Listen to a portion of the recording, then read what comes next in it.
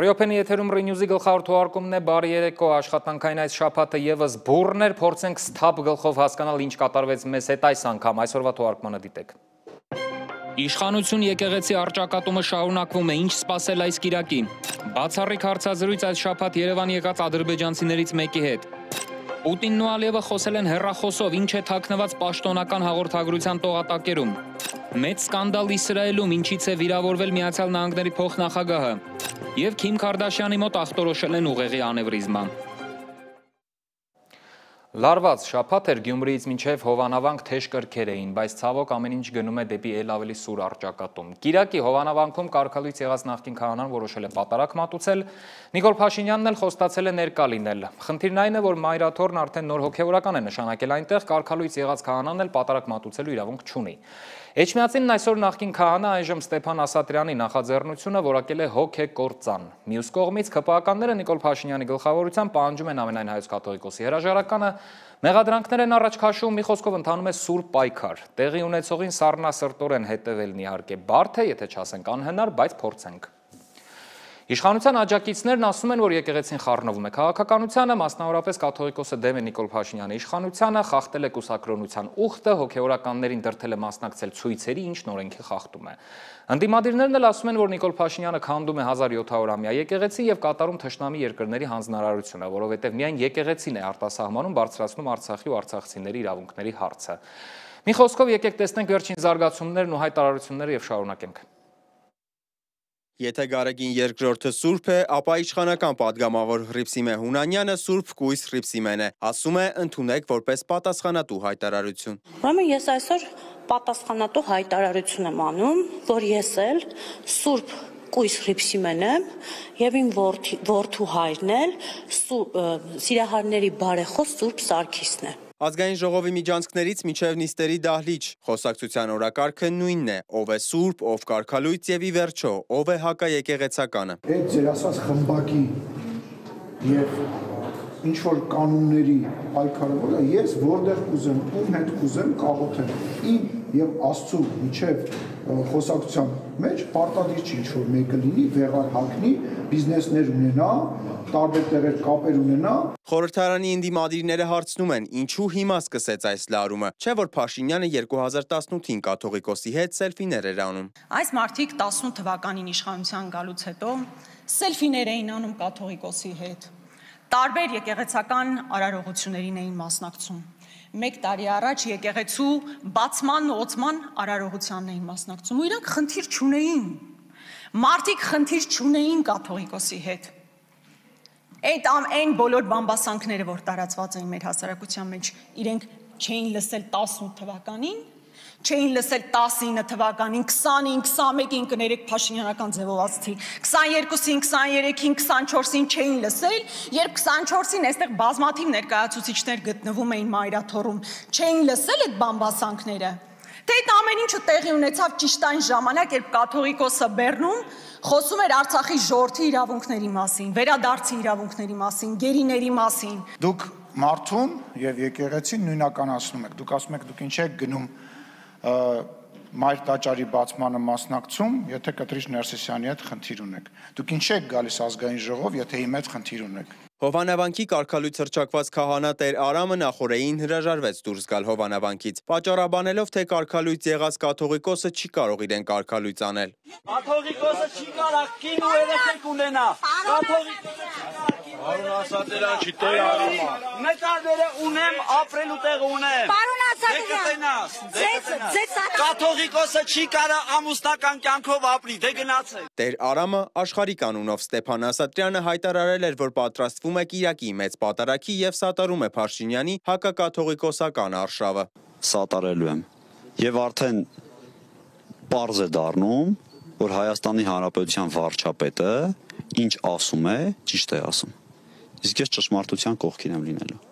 Կարգալույց հռչակված հոգևորականի խոսույթն է անգամ վարչապետին նմանվում։ Այո, ես տեղեկություններ ունեմ, իմ տեղեկությունները ճշտված են, 100%-անոց են,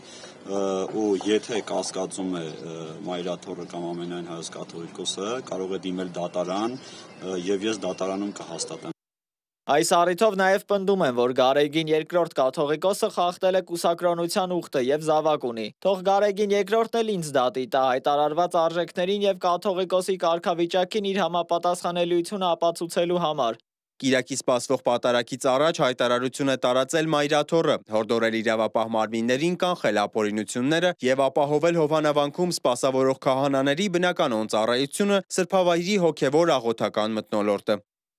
Դատապարտելի է հատկապես վարչապետի աջակցությամբ Հովանավանքում Սուրբ Պատարագի անվան ներքո միջոցառում կազմակերպելու Ստեփան Ասատրյանի հոգեգործան նախաձեռնությունը։ Եկեղեցին օգտագործելու է բոլոր օրինական ճանապարհները հոկտեմբերի 26-ին Հովանավանքում հոգևոր աղոթական կյանքը վերականգնելու համար։ Սիմոն Հովանիսյան, Reopen Media։ Հոգևոր կյանքը երկրում խորապես խաթարված է, դա հատկապես տեսանելի է այս եւ ոչ միայն այս թեմայի վերաբերյալ սոցցանցային մեկնաբանություններում։ Առճակատման իսկապես շատ զգայուն են արձագանքում բոլորը, իրականությունն այն է, որ եկեղեցին հայտնվել է երկրի քաղաքական գլխավոր բանավեճի կիզակետում։ Այս երկընտրանքը նաև մյուս տարվա խորհրդարանական ընտրությունների գլխավոր լեյտմոտիվն է լինելու։ Իշխանության աջակիցները կարող են ասել, եթե ՔՊ-ին չընտրեք, կարող է պատերազմ լինել, մյուսներն էլ կարող են պնդել, որ հակառակը, եթե իշխանությունը մնա նույնը ու շարունակի զիջել, ինչ որ պահի պատերազմը կդառնա անխուսափելի։ Իրականում շատ կանխատեսելի խոսույթ է, այն հիմա էլ կա եւ ընտրություններին ընդառաջ իհարկե ավելի սուր բնույթ է ստանալու։ Սրանք գումարվելու են նաև սոցցանցային ակտիվ արշավները, իշխանության կողմնակիցները ընդդիմադիրներին մեղադրելու են ռուսամետության, ընդդիմադիրները իշխանության կողմնակիցներին թուրքամետության մեջ, մինչև այդ կրքերը բորբոքվում են նաև այլ պատճառներով, ընդդիմադիր քաղաքապետերի հետ տեղի ունեցողն է լարում իրավիճակը։ Այս շաբաթ կալանավորվեց Գյումրիի քաղաքապետը, նախորդին էլ Մասիսի հանրապետական քաղաքապետը դատապարտվեց 6 տարի 3 ամիս ժամկետով ազատազրկման։ Բայց ամենաարտառոցը նա երկրում չէ ու այսօր խոստացել է վերադառնալ ամսի 28-ին։ Այս ամենից առաջ էլ կալանքների մի ամբողջ հիթ շքերթ էր, 3 թեմերի առաջնորդ եպիսկոպոսներ այս պահին կալանավորված են եւ այս ամենը ընտրություններից 8 ամիս առաջ։ Քրեական ու քաղաքական հարթությունները խաչվում են գրեթե բոլոր աղմկահարույց գործերում, սա իր հերթին հանգեցնում է բուռն բանավեճերի, բարձրանում է այնպիսի աղմուկ, որ ողջամտության ձայնն այլևս չի լսվում։ Ու այս ամենին գումարվում է Ադրբեջանը, ավելի ճիշտ Ադրբեջանի հետ հարաբերությունների կարգավորման օրակարգն իր բոլոր դրսևորումներով։ Այսօր Ադրբեջանի միանգամից 2 դեսպաններ Միացյալ Նահանգներում եւ Գերմանիայում խոսել են Թրամփի ուղու մասին։ Ասել, որ Ալիևը թույլ է տվել Ադրբեջանով Հայաստան ապրանք հասցնել, որ ամեն ինչ լավ է, խաղաղություն է եւ այլն։ Սրան զուգահեռ պարզվեց, որ այս շաբաթ Երևան եկած ադրբեջանցի այսպես կոչված քաղաքասարակության ներկայացուցիչներից առնվազն այս մեկը Արցախը սովամահության հասցնող ակտիվիստներից էր։ Եվ իհարկե սոցցանցերը բուռն արձագանքեցին։ Այսօր էլ հրապարակումներ եղան այն մասին, թե ինչպես վարվել ադրբեջանցի քաղաքասարակության կամ այդպիսին ներկայացող մարդկանց հետ։ Երկխոսել թե ոչ, հաշվի առնելով, որ Ադրբեջանում քաղաքացիական հասարակություն ասվածը մեղմ ասած չափազանցություն է։ Բայց մենք փորձեցինք մեր գործն անել ու հասկանալ ինչ քննարկումներ են եղել ադրբեջանցիների հետ Հայաստանում եւ մեր ադրբեջանալեզու թողարկումների հեղինակ Ձիանա Կարապետյանը ադրբեջաներեն զրուցել է նրանցից մեկի հետ։ Նրա ուշադրություն դարձրեք, թե քաղաքացիական հասարակության ներկայացուցիչը ինչպես իրենք ներկայացել են, ինչի եւ հատկապես ում ֆոնին է հարցազրույց տալիս հայկական լրատվամիջոցին։ Պատկերացնում եք Հայաստանի քաղաքասարակության ներկայացուցչի, ում աշխատասեղանին կլինի Նիկոլ Փաշինյանի ու նրա կնոջ լուսանկարը։ Այս կինը, որ 3 տարի առաջ փակել էր Արցախի կյանքի ճանապարհը, այս շաբաթ ջերմ ընդունելության է արժանացել Երևանում։ Դիլարա Էֆենդիևա անունով տիկինը կեղծ էկոակտիվիստների շարքում հաճախակի ելույթներ էր ունենում ադրբեջանական հեռուստաալիքների տեսախցիկների առաջ։ Նա ու ադրբեջանական քաղաքասարակության եւս մի քանի ներկայացուցիչներ Երևանում քննարկել են Վաշինգտոնյան փաստաթուղթն ու խաղաղությանը վերաբերող մի շարք հարցեր։ Reopen-ը բացառիկ հարցազրույց է ունեցել այդ խմբից մեկի՝ Ֆարհադ Մամադովի հետ։ Պարզվում է, եկող ադրբեջանցիների կազմի վերաբերյալ որևէ կարծիք չէր կարող հայտնել հայկական կողմը։ Նախ հայտնենք, որ ադրբեջանական կողմը Հայաստանի պատվիրակության կազմին որևէ կերպ չի միջամտել, եւ միևնույն ժամանակ Հայաստանի կողմը նույնպես չի միջամտել Ադրբեջանից մեկնող պատվիրակության կազմին։ Տիկին Դիլարան տասնյակ տարիներ եղել է Հայաստան-Ադրբեջան երկխոսության հարթակների մասնակից։ Նա քաղաքացիական հասարակության ակտիվ ներկայացուցիչ է եւ այդ ուղղությամբ շատ մեծ փորձ ունեցող անձ։ Նա ակտիվ դեր է ունեցել Ղարաբաղի հայերի վերաինտեգրման գործընթացում։ Ավելին, ըստ Հարավային Կովկասի հետազոտությունների կենտրոնի ղեկավարի, Էֆենդիևայի մասնակցությունը եղել է ոչ թե հակահայկական, այլ ընդհակառակը ուղղված Արցախի հայերի վերաինտեգրմանն աջակցելուն։ Մամադովն ասում է, ադրբեջանական հանրության մեջ էլ կարծիքները միանշանակ չեն։ Ներկայումս մենք դիտարկում ենք այս այցի արձագանքները։ Մեծ մասը դա դրական է ընդունել ինչպես Ադրբեջանում, այնպես էլ Հայաստանում։ Իհարկե կան նաև դժգոհ հատվածներ եւ մենք մեր դիտարկումները կառուցել ենք այնպես, որ պարզենք թե ինչպես ենք գնահատում այդ դժգոհությունը կամ թերահավատությունը, որովհետեւ մենք փորձում ենք մեր քննարկումները կառուցել այն թեմաների շուրջ, որոնք անհանգստացնում են մեր հասարակություններին։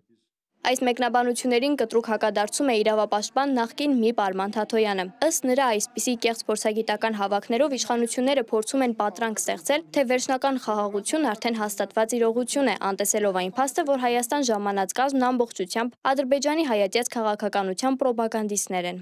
Բաքվի հայատյաց քարոզիչներին Հայաստանում ընդունել են որպես խաղաղության աղավնիների։ Փաստացի 3 Երևանում անվտանգության խորհրդի քարտուղարի մակարդակով ընդունել են Ադրբեջանի քաղաքահասարակության ներկայացուցիչների, որոնք ադրբեջանական պետական իշխանության մաս են ու հայերի նկատմամբ խոշտագումների գործիք են։ Այս խմբին ընդունելով անվտանգության խորհրդի քարտուղար Արմեն Գրիգորյանը ողջունել է հավաքը, ասել, որ նման ձևաչափով շփումները կարևոր են խաղաղության ամրապնդման համար։ Աննա Հարությունյան, Դիանա Կարապետյան, Open Media։ Հայ-ադրբեջանական այս հանդարտությանը զուգահեռ լարված իրավիճակ է Վրաստանում։ Ընդդիմությունը նորից փակել է Ռուսթավելի պողոտան, ցույցեր են, պահանջում են դադարեցնել քաղաքական դաշտը լիարժեք վերահսկող օրենքներ ընդունելը։ Իշխանությունն էլ ընդդիմությանն է մեղադրում արևմուտքի կամակատարը լինելու մեջ։ Իրականում ծանոթ սցենար է, առհասարակ հետխորհրդային տարածքում նույն բանավեճն է, ռուսամետ, արևմտամետ ու արդեն չգիտես էլ որտեղ է ճշմարտությունը, որովհետև կիսաճշմարտությունների հեղեղ է բոլոր կողմերից։ Իդեպ հիմա Վրաստանում կատարվողը ցույց կտանք, բայց այս առիթով նաև հարկ է հիշել Մոլդովայի ընտրությունները, որովհետև ամենուրեք նույն պատմությունն է եւ այն ինչ կատարվեց այնտեղ շատերն արդեն տեսնում են, որ կարող է կատարվել նաև մեզ հետ եկող ընտրությունների ժամանակ։ Մոլդովայում ռուսամետ եւ արևմտամետ ուժերը կատաղի պայքար մղեցին։ BBC-ն ընտրություններից մեկ շաբաթ առաջ բացահայտեց ռուսամետ ուժերի տելեգրամյան արշավը։ Ոմանք կարծում են, որ մեր ընտրություններից առաջ նույնը կարող է տեղի ունենալ նաև այստեղ, բայց Մոլդովայի օրինակը նույնքան մտահոգում է նաև ընդդիմադիր հայացքներ ունեցող բազմաթիվ մարդկանց, որովհետև ապա տեղեկատվություն տարածելու, ինֆորմացիոն դիվերսիաների մեջ մեղադրելու հիմքով կարելի է առնվազն քարոզչական դաշտում ապա լեգիտիմացնել ու շարքից հանել ընդդիմադիր ցանկացած ուժի։ Ու բոլորովին էական չի լինի ինչն է ճիշտ, ինչը կիսով չափ ճիշտ, ինչը սուտ։ Բայց դեռ կտեսնենք, հիմա վերադառնանք Վրաստան, մեր վրացերեն թողարկումների հեղինակ Աննա Թանդարյանը հետևել է Թբիլիսիում բորբոքվող կրքերին եւ ահա թե ինչ է պատմում։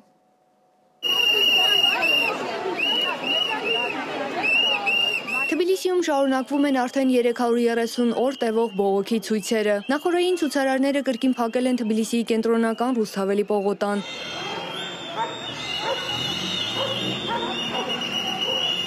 Դրանք պահանջել են ազատ արձակել այն ակտիվիստներին, որոնք ձերբակալվել են վերջերս ընդունված եւ խստացված օրենքներից հետո։ Չնայած ճանապարհը բացելու ոստիկանության կոչերին, պողոտան տևական ժամանակ փակ է մնացել։ Միայն պաշտոնական տվյալներով վերջին 4 օրում ձերբակալվել է 100-ից ավելի մարդ։ Իրավիճակը սրվել է այն բանից հետո, երբ անցած շաբաթ իշխող վրացական երազանքը խորհրդարանում օրենսդրական փոփոխություն արեց ու էապես սահմանափակեց հավաքների ազատությունը։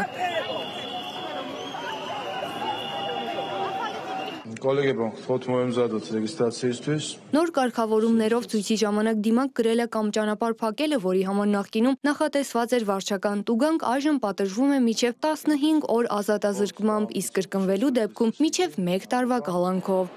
Արդեն 11 ցուցարար կալանքի է դատապարտվել։ Նոր օրենքի դեմ քաղաքասարակությունը շարունակում է բողոքել այն անվանում ժողովրդավարական կարգերի ուղիղ խախտում։ Փողոցային ցույցերը ճնշելուն զուգահեռ Վրաստանի իշխող կուսակցությունն ընդունել է մեկ այլ ավելի վիճահարույց օրենսդրական փաթեթ, որի նպատակն է արգելել որոշ ընդդիմադիր կուսակցությունների գործունեությունը եւ նրանց հետ կապված անձանց ցմահ զրկել քաղաքական գործընթացներին մասնակցելու իրավունքից։ Վրաստանի վարչապետ Իրակլի Կոբախիձեն հայտարարել է, որ իշխանությունները կարող են դատարան դիմել մինչև 10 կուսակցության արգելքի պահանջով, նրանց մեղադրելով պետության դեմ դիվերսիայի ու նախկին նախագահ Միխայիլ Սաակաշվիլիի հետ կապ ունենալու մեջ։ Նոր փոփոխությամբ այն անձինք, որոնք կհամարվեն արգելված կուսակցության հետ կապված անձիկ, կզրկվեն կուսակցություն ստեղծելու ընտրություններին մասնակցելու եւ ցանկացած պետական քաղաքական պաշտոն զբաղեցնելու իրավունքից։ Վրացի սահմանադրագետներն ու իրավաբանները նշում են, որ այս նախաձեռնությունը հակասահմանադրական է, ըստ նրանց ժողովրդավարական երկրում քաղաքական գործունեությունը այսպես չի կարելի սահմանափակել։ Գործող օրենսդրությամբ միայն կոնկրետ քրեական հանցագործությունների համար դատապարտված անձիկ են զրկվում պաշտոն զբաղեցնելու իրավունքից, այն էլ ժամանակավոր, ոչ թե ցմահ։ Աննա Թանդարյան, Open Media։ Հիմա օրվա ամենահետաքրքիր զանգի մասին Պուտինն ու Ալիևն են հեռախոսով խոսել, պաշտոնապես տարածաշրջանային գործակցության եւ միջազգային որոշ հարցերի մասին։ Ըստ Կրեմլի հաղորդագրության, Պուտին-Ալիև շփումը հոկտեմբերի 9-ին ԱՊՀ գաղթաժողովում կայացած զրույցի շարունակությունն է։ Թվում է ոչ մի հետաքրքիր նորություն, բայց ոչ։ Շատ հետաքրքիր է հատկապես հոկտեմբերի 9-ի կարելի է ասել պատմական հաշտության հանդիպման հիշատակումը։ Այդ հանդիպումից հետո Ալիևը վերադարձավ Բաքու եւ պայթեց մեծ սկանդալ, ձերբակալվեց իր դրանից առաջ էլ իր հոր աշխատակազմի ղեկավար Ռամիզ Մեհդիևը, երկրի ամենաազդեցիկ մարդկանցից մեկը դեռ 90-ականներից։ Հետո ոչ պաշտոնական արտահոսքեր եղան ադրբեջանական իշխանական մեդիայում, թեև Ադրբեջանում այլ տեսակի մեդիա գոյություն էլ չունի, որ Մեհդիևը ոչ միայն ուզում էր հեղաշրջում անել ու տապալել Ալիևին, այլև հենց ինքն է կանգնած օթանավի կործանման հետևում, այն օթանավի, որի կործանումը խաթարեց ռուս-ադրբեջանական հարաբերությունները։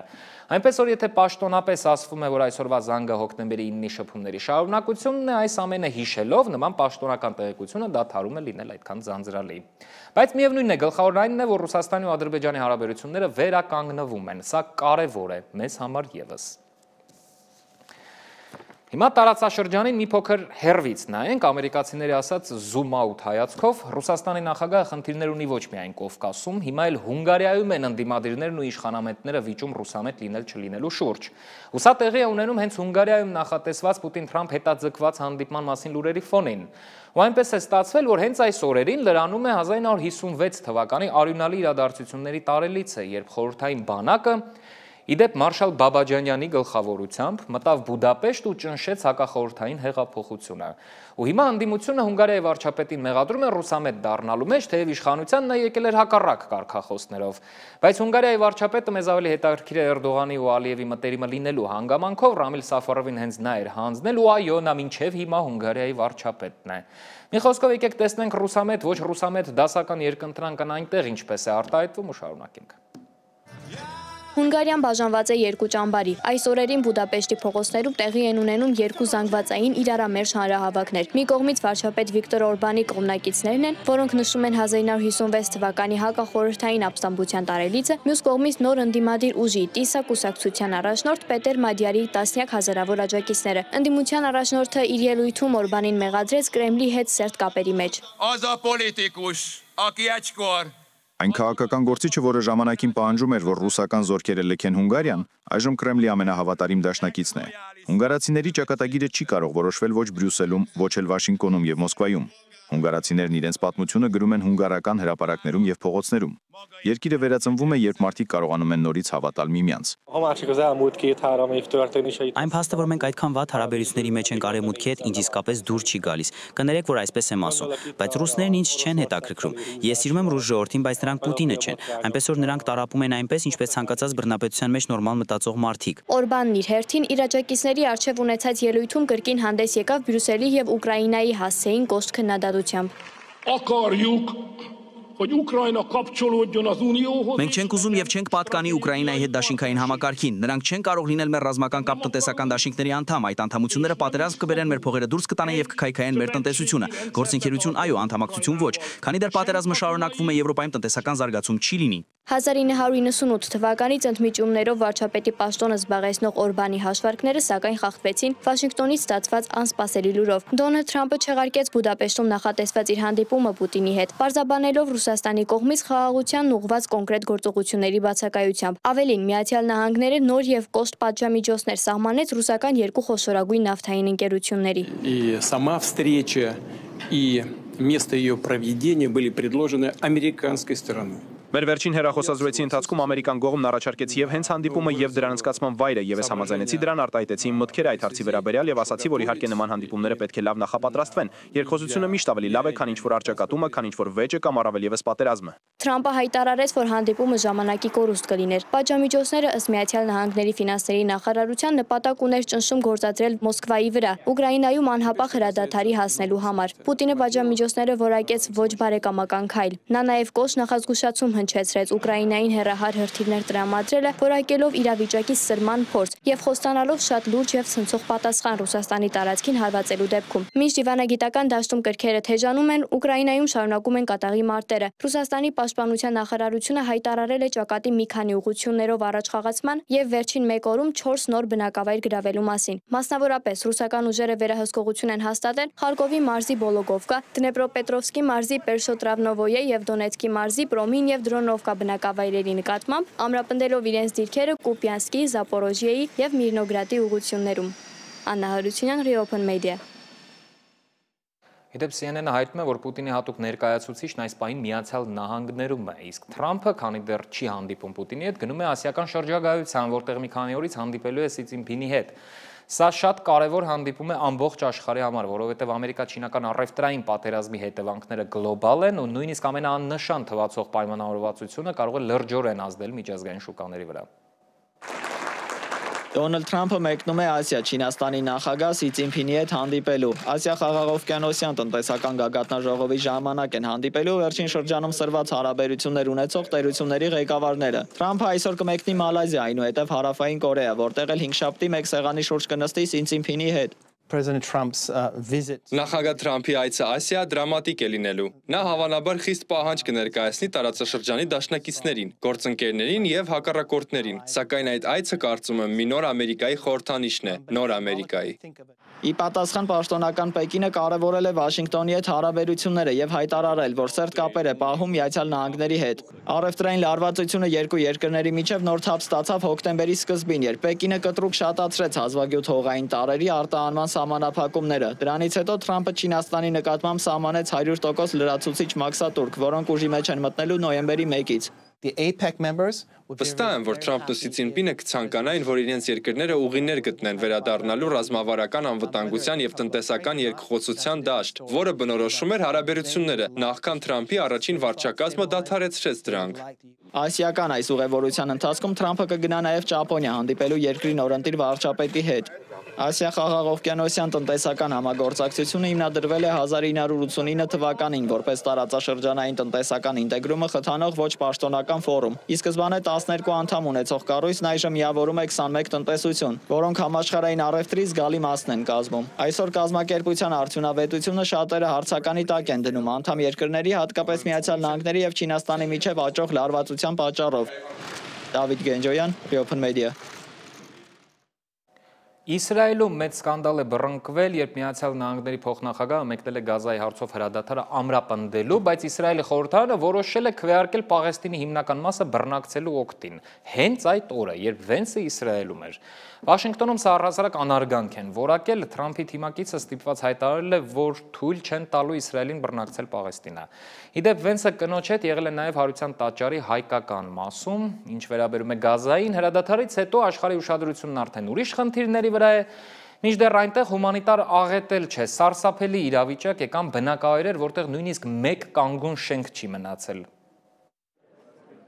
Իսրայելի Քնեսեթում արևմտյան ափի բռնակցման ուղղված օրինագծի շուրջ ընդամենը մեկ ձայնի առավելությամբ կայացած նախնական քվեարկությունը դիվանագիտական հրդեհ է բորբոքել Վաշինգտոնի հետ հարաբերություններում եւ սպառնում է փլուզել Գազայի շուրջ դժվարությամբ ձեռք բերված զինադադարը։ Քաղաքական դրաման իր գագաթնակետին հասավ ԱՄՆ փոխնախագահ Ջեյ Դի Վենսի Իսրայել կատարած այցի ժամանակ, որի նպատակն էր ամրապնդել փխրուն հրադադարը։